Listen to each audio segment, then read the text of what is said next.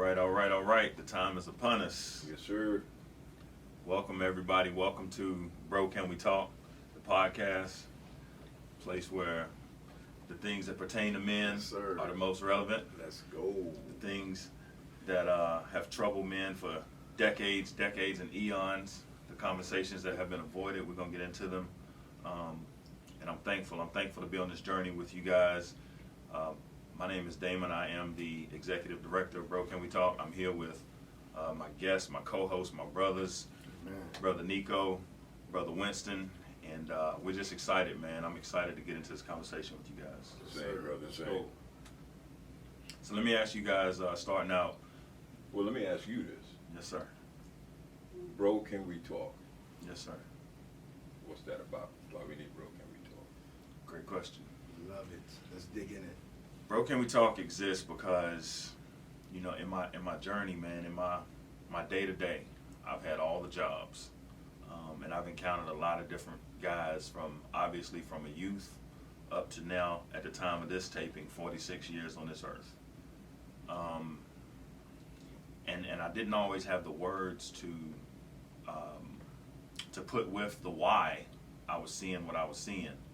But I've seen different behaviors in men, family members, uncles, my father, my grandfathers, classmates. I've always seen these behaviors that at different times I may not have had the words to articulate or identify what it was.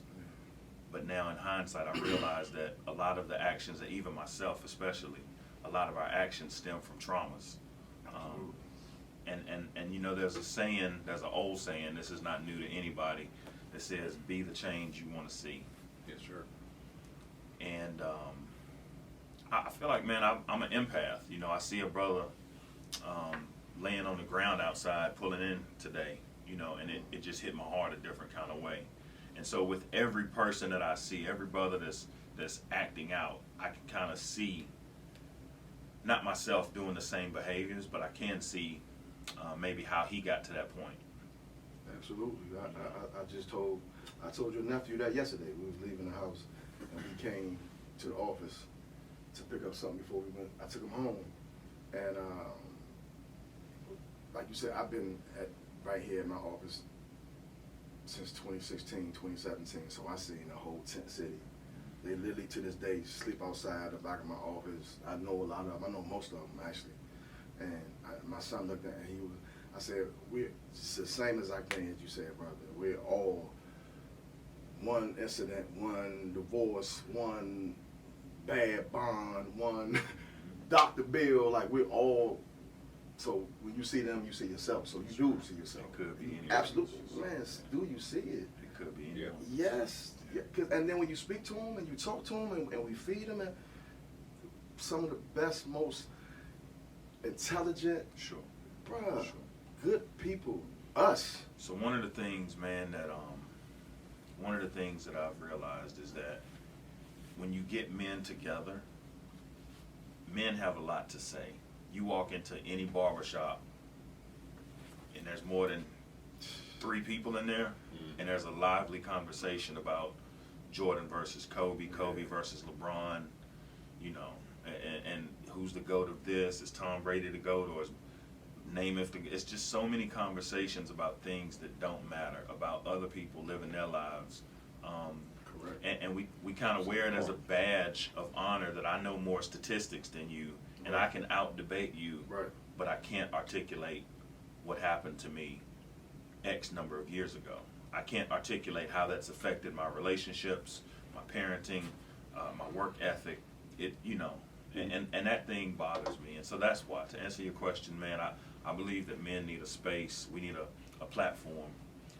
And Bro, Can We Talk exist to help fill that gap. You know, one of the things that really resonates with me in this moment is your conversation about the barbershop, right? That conversation about the sports, or it's the women, and it's never about what's in our hearts. It's always about what's in our heads. And to sit and praise other men, there's nothing wrong with it, generally speaking. Well, But to do that as your shield, your cover for whatever hurt is going on in here, and what you really, or what we really need to share and say, look, I'm going through this right now. Is there anybody that can give me a hint at least on how to get through this? Because we all go through and we think, okay, I'm the only one. But as tattered, as bruised as my ego is, I still have too much pride to ask. Exactly. And again, because I think I'm the only one, I really don't want to ask, because let's be real, at least for us in our age group, when we were younger,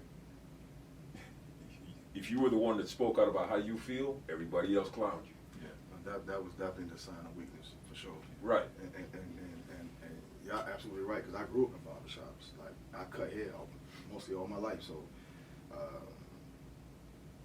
being in a barbershop since I was probably 15, 16 years old, literally, that was my first job. Cut hair, got my apprentice license, stopped cutting in my first shop in like 88, 89, like, and bought my first one in 1990, 99. And I've been cutting hair my whole life. So growing up in the barbershop, cutting hair, it's like, not only like you said, it's like our own, as they say, the Black Man Country Club. It's where we can go. That is where we vent, cry. Most to this day, those barbers and beauticians are still my brothers and sisters. You know what I mean? Sure. Their kids, you know, my God kids. So having those conversations in the barbershop growing up, you can talk about from one angle to another, but what you don't talk about and you never heard of was your feelings. Let me ask you a question. Or why we did this. Or On the heels of what you just said, because we were those 18, 21, 24-year-olds at one point. Absolutely. How do we, having this mindset, convey the importance, you know, of tapping in and doing the inner work? How do we convey the importance to that generation? Because we see that generation is so distracted. How do we convey the importance of, or convey the message, hey, who told you you're going to wake up tomorrow? Amen. You know, who told you that it was all about you?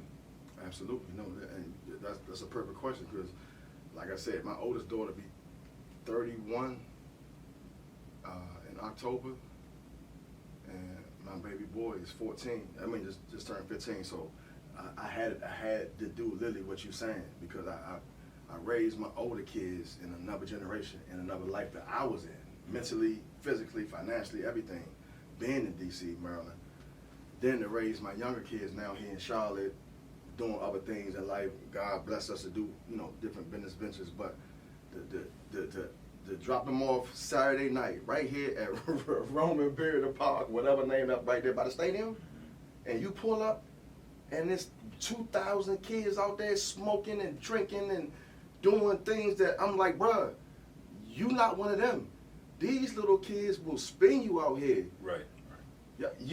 Y'all not out the Palisades, bruh. You like, these kids looking at you for a lick. So now, as 51 years old, I'm not teaching my kids where my daughters grew up harder than most of these dudes. They would spend these dudes because that they had to back in DC. Right. But here in Charlotte, my son don't know nothing about that. So him dropping off his little girlfriend birthday party, and we ain't hanging out, and y'all out here with $600 headphones and Balenciagos, and bro, you a lick for these little. They try to get home and ain't ate in 2 days. So you have to be there. And I gave them a lecture to him and his friends. They was in the back of the car like, okay, Uncle Nico, like, bro, I'm serious, like I'm gonna come get you out of jail. But y'all going to jail, it's that serious in Charlotte these days, or just anywhere. And you trying to adapt and be cool and be the in crowd, like you said, but you can't. You gotta know you still have to be who you are. That's good. It's cool to be cool these days. It's cool to be the good guy. Like, you want to be on this side of the fence, bruh. Right. So that's the difference of teaching my son now at 51 versus growing up with my kids at 21, 22, 20. I was 24. I'm glad you said that, bro. I was 25 years old with 3 kids, I'm glad married, you said that. own barbershops, own house. So we was different back then. Right. You understand what I'm saying? Right. So now you have to teach and parent different because the generation is different. But the thing back then too is that your parents, my parents, they prepared us for life. That was always the conversation. Absolutely. Our conversation was life ain't easy. You need to buckle Consequences, down on your yes, education. sir. Watch what you do. We got told about the cops. We got told about everything. I don't we think need that to do. we should assume that everybody in our generation's parents Correct. did the I best job of understand. preparation. I'm That's not good. saying that, That's but good. I'm saying generally speaking, though. It was more prevalent. I will say that. Yeah, You had that's what more, I'm saying. Yeah, excuse I'll my say French, I'll say that. OGs that'll tap your head like, bro, stop playing. Like, y'all not doing that. Yeah. Whether they cared about you or not, but y'all not doing it around here. Right. So Not- let me ask you, Winston.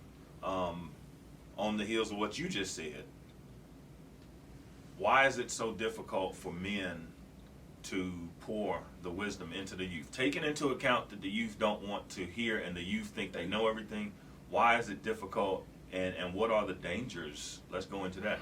The dangers of pulling a young one to the side. So I think, first of all, with the youth these days, you have to gain their trust. And that can't happen in a minute. That can't happen in an hour. Consistency. It takes consistency. They will look at you and they will listen to you, but they won't hear you until you prove that everything that you're doing is in their best interest. Then once you prove that what you're trying to do is in their best interest, now they'll start to hear you. They'll start to hear what you have to say.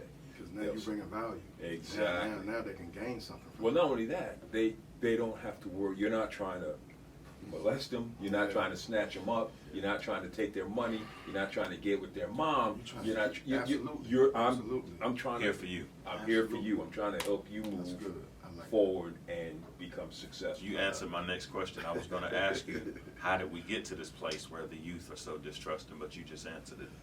You know, the coach who's only coaching to get with the moms. Right. You know. Right. And it'd be so obvious. Right. Like the team trash. Hey, yo, real quick. But- Shout out to my wife of almost 13 years. I love you. Listen, I coached her son. I coached her son right before we started dating. So I thought about that. But I didn't coach. That was not my motive. I think you said it in Bible study one night though. Yeah. Yeah, you did. No, I make it as a running joke where she was trying to get, hey coach, when she was trying, I must on the record. Is Judy going to play it down? Right. On the record, she did not. Yeah. I What you pursued about her. to do? Yeah. What we about to do? Little man needs some cleats. I brought you a special juice, Bruh. coach. What them cleats cost, bro? What y'all wearing them Jordan joints now? Shit, Yeah. here's $100. But no, you're absolutely right, man. The youth have seen. You think about it, man. Our society has been trashed for a long time, and amongst the things that the youth of today, the 20-year-olds, have grown up with, they've seen the trash. Yep. They've seen the hearts of man, right? And they're not stupid. And let's be real, COVID didn't help anything. Jeez, That COVID shut almost down? killed me. Yeah. That helped nothing. I mean, I grew up where kids, you know, I mean, and you got to take technology into account, I'll admit, but I grew up where kids went outside and played. Very few kids wanted to stay in the house. And if they had to stay in the house, they were at the window. Right. Talking. Right? Like the meme say, these days you want to know who home, check your email or check online to see if the green dot on. Back when we grew up, you want to see where all the bikes was outside. Yep. That's where everybody was at. Yep. They in the house, the playground, with the pool, with the Y. You know what I mean? Yeah, you right. Yeah, and You're so, right. you know, when I grew up, and I didn't realize this growing up, and I had to sit with it and really think about it, but when as kids you get to go out and play unsupervised, right? You get out in the street, you all make up whatever game you're gonna play, whoever's got a ball, you will play basketball, football, whatever you play, but it's all unsupervised, which means as kids, you create your own society. You create your own pecking order. That's Create your own sense of accountability and all the rest of that as kids. Now, when you get in the house, all that, whatever happened outside goes away because now the parents are ruling. That's correct. But outside, that pecking order is created. You get into your fights, you get into your little love interests or whatever it is, but it's just you kids doing it, That's good. right? That's And so when you grow up, at least in my generation, there's an unspoken standard.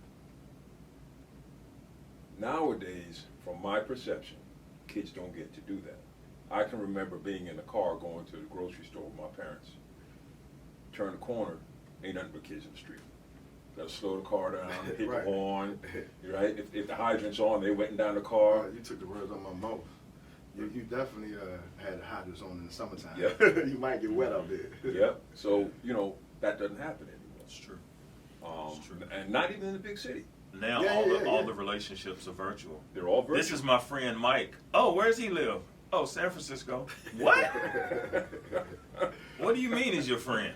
Yeah, no, we play together every day. He's my friend. No, he's a 56-year-old man Talk somewhere. about Exactly. it. Talk about Living in it. his mother basement, bruh. Grooming. Himself. Yes. What? Yo. Bruh, I like I said, you guys know I own a bail bond company, and I get a Yeah, no, call. You see it. I see it. It's see it. disgusting. Yeah. If y'all seen what I seen, y'all wouldn't even let y'all women and kids come out the house, man. Yeah. That's how bad stuff be. And in Mecklenburg County, oh my God, like it's just man. And like I said, I think it's most of the major cities, man. I think Charlotte is. Charlotte was like. What number is Charlotte on the biggest cities list? I want to say it was maybe 13. 13, 14, yeah. But now I'm just saying that in the contents of not just having a bail bond company, but like being from knowing what bad is. Like, Yeah. my city was on like DC undercover. DC, holy smokes. Mayor smoking crack, like, bro, Allegedly. Oh, it was on film. And my man sat in the hotel room for like 3 Allegedly. hours before he even hit the joint. I saw Before they kicked the doors down. But that's my guy. Did more for DC than any man That's I know. why he got reelected The man was, after jail. Man, do your research, man. Believe half of what you see, Man, none of what Barry you was hear. one of the. He ran with King back in the days, and that like No. people don't even know his history. Like but like we're talking about now, Right. the vices, Yeah. the women, with the streets. Like it will. If you're not focused and balanced and in your word and in tune with something, it will drag you out there. You know what I mean? And that's what the DC got caught up in. So that's why I say that in context of Charlotte. Now I love Charlotte. I've been here since 2015, 16. I'm never going nowhere. This is as my kids say, this is Daddy City. Yeah. And we gonna stay here, but we it's getting bad with the numbers and the crime. You can look at the rates. Let me ask you. You From just brought up. murders to homicides every single year. It's like brought doubling. up. You brought up the vices. Yes. As men, let's talk a little bit about what that looks like, and why is it that in today's society men have a problem taking ownership of their own vices? You know, why do we struggle to say what we struggle with? What is that? Why we struggle to say what we struggle with is simply, I think, wanting to hide the weakness, not wanting to appear weak. Why we struggle is because I think a lot of us are afraid. But in a world where everybody's hiding what they're doing, I would argue that it takes a strong person to say, hey, my name is Damon, and I used to struggle with pornography. Hey, my name is...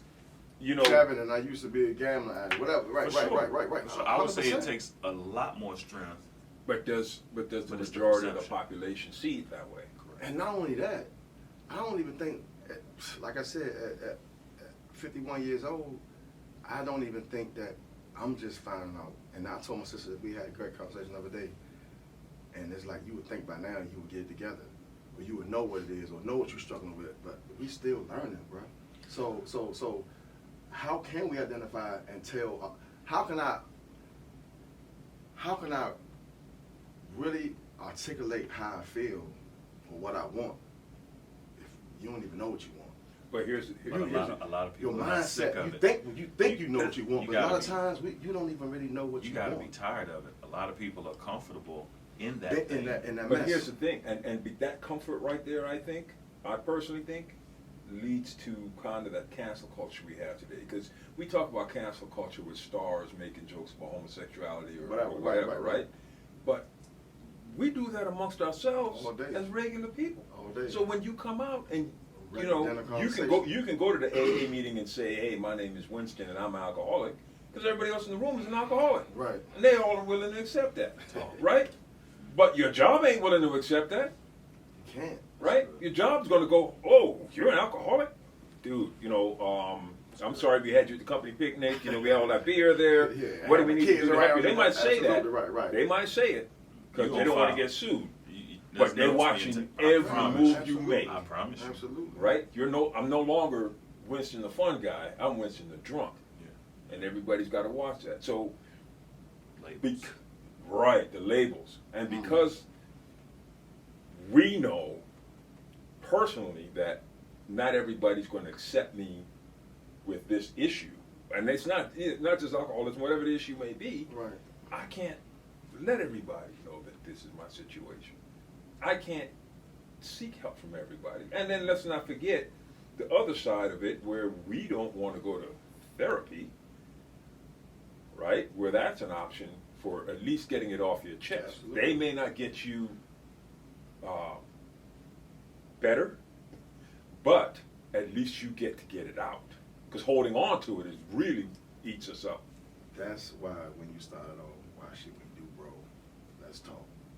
Because that's what my man just said. Big Sarge, speaking of Big Sarge, some of his generation, this man, 62 years old, made me do 10 more push-ups in the gym this morning because I'm behind. Bruh, because we have to. We have to get, this is our therapy. This is what we doing. That's why I'm so excited about doing this podcast, because when do you ever get to be honest and like you said, talk about your feelings and get off your chest and can be who you are? Like, now we have the platform for it. And as you see with everybody podcast, they're doing that, and it's great. It's great, bro. It's amazing. This is what we need. So let me ask you this: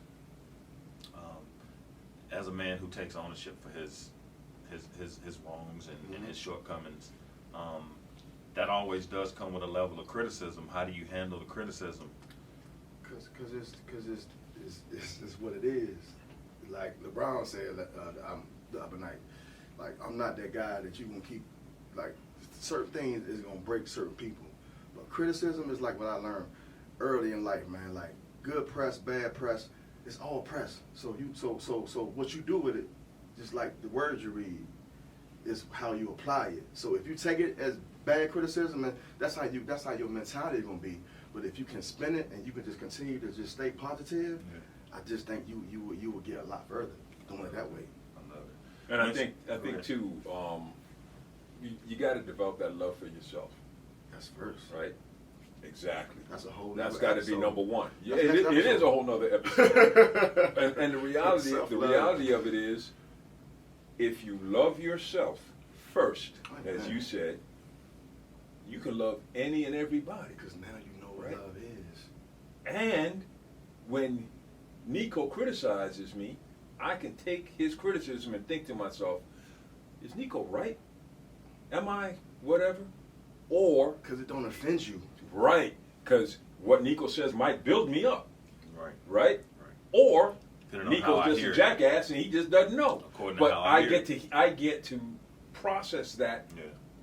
on top of my love of myself. Absolutely. Because that's what gives you the confidence to say everything don't shake you. That's what I was saying Yep. just now. Like, for instance, when I'm sitting around, man, my man said I seen Damon at the 6-year-old cheerleader trials is sitting in the back of the parking lot with a box of candy. And as soon as I say that to you, you look at me like, man, what the hell you talking about? You throwing chairs? I hit something. You see what I'm saying? So that's what we're saying about if somebody say something to you about your shoes or whatever, you hit something. You dig? Right. But if I said that to Damon or Damon said that to me, I wouldn't even respond to this nigga because I'm like, what are you talking about? Like, that's not me. Like, it wouldn't get me out my character. I'm not throwing chairs. I'm not even gonna have this conversation, bro. Like, you tripping. Like, I don't even like. But if you saying something like, bro, I seen Nico at the dispensary the other day. That nigga was sitting back blowing. And did. Man, why you always in my business, Damon? Why you always let me be And wrong, did. man? Weed is for me and you. Right. I'm in my feelings because it hit something. Yeah, So yeah, either in my mind I'm saying I don't need to be smoking, or why this nigga so nosy, or why he in my business, or it hits something. But if it don't apply to you, or man, I heard you was a wife beater, and man, you beat the brakes off your wife, and woo, but you looking at me like, nigga, what are you talking about? Like, I never touched a woman in my life. It wouldn't even shake you. You know what I'm saying? Right. In fact, my answer would be like, don't throw your problems on Bruh, me. man, let me pray for you, G. Hold on, like I got some oil in here, like something wrong. But if it don't shake you, like why are we getting so excited, and why are we, you know what I mean? It's only topics like that make men feel uncomfortable about talking to stuff like that. And the other because thing you don't too want is, in line with what you're saying, Yeah. is why am I going to bring up in public your shortcomings Sure. if I don't have an issue? Right? The only reason I would say something wrong or negative about you out in public is because I have something wrong with me, and I need to get all the focus over there on the other side of the table. Absolutely. So let me ask y'all. I'm gonna ask y'all. I want you to go first, Winston, and then Nico, you can follow up. Okay. What role does accountability play in personal growth and development? So I don't think you can achieve personal growth and development without accountability. I think you have to be accountable to yourself first, both sides. You got to recognize what works for you, what you're good at, and what you're bad at, and you got to own it all, right? Like we were talking about just now. If Nico accuses me of beating my wife, and I do beat my wife, And just we all just none of us are white Yeah, beaters. Damon do not like No, we do little not girls condone- like, at all. So We do not condone abuse any of of that any to human. no human, Male, race, female. color, nothing. Let's go. Yeah. but if he accuses me of that, and I am one, Sure. then I need to look at that. Absolutely. And I need to take accountability for it, and I need to then ask, well, why am I doing that Absolutely. to her? Right? That's the accountability, because I can't grow, If you don't have it. and I can't make him stop Absolutely. accusing me Absolutely. if I don't do something about it. But I got to own it. It's like the alcoholics piece. Well, I won't say not even alcoholics, addicts. Mm-hmm. Addicts, it's always said, an addict can't be helped until that addict admits they have a problem. Correct.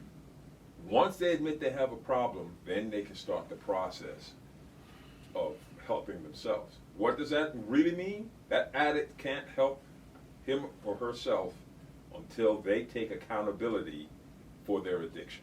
Well, let me ask you this. That's a good point, Sarge. Mm. How do you balance taking responsibility for your actions while also recognizing external factors that may have contributed to the situation? External factors meaning like So for an addict, for example, Sure. How do I take responsibility when somebody else turned me out, somebody else introduced me? because at some point I can't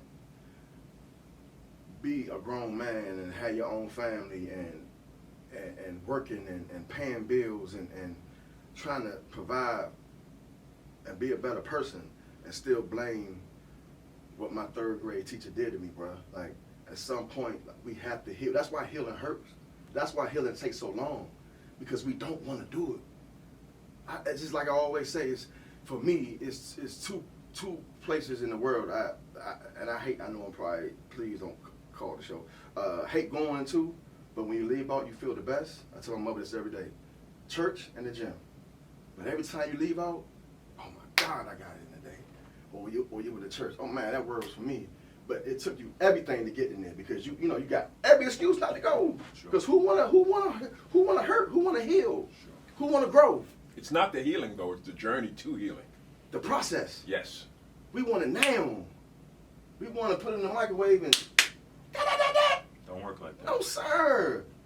Like we said the other day in the office, how will you, as Sarge could attest to, be a soldier or in army, whatever branch you in, and get your stripes if you never went through nothing? You gotta grow through what you go through. Come on, bro. You gotta grow through it. Come on, bro. Yeah.